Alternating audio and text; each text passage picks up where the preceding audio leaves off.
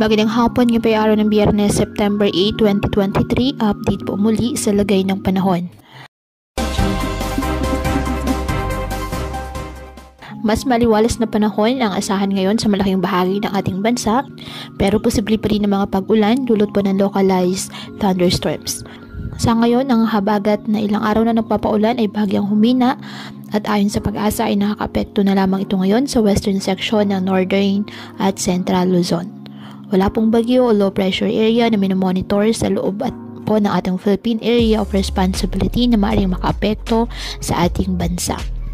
Wala ring nakataas na gale warnings anumang baybayin ng ating karagatan, kung kaya malaya pa ring makapamalaot ang ating mga kababayang mangingisda at may maliliit na sasakyang pandagat. Ngayong araw sa Luzon, asahan ng pag-ulan ngayong hapon. Posible ang heavy to intense rains, kaya maging handa po lalo na sa mga taga Ilocos Region, Cordillera, Cagayan Valley, Palawan at Mindoro. Magpapatuloy ang mga pag-ulan hanggang po sa gabi.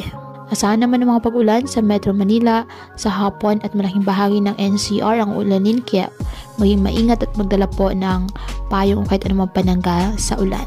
Sa Visayas naman po, may mga pag-ulan sa umaga dyan po sa Panay, Negros Provinces, Cebu, Bohol at Leyte, at ngayong hapon halos buong Visayas na ang uulanin at asahan po ang malalakas na ulan sa Antique. Sa Mindanao naman, maging alerto din po sa mga pag-ulan dahil umaga pa lang ay naranasan na mga pag-ulan dyan sa Zamboanga Peninsula at Sulu Archipelago. At ngayong hapon, magiging kalat-kalat at malalakas ang mga pag-ulan at mababawasan po yan pagsapit ng gabi.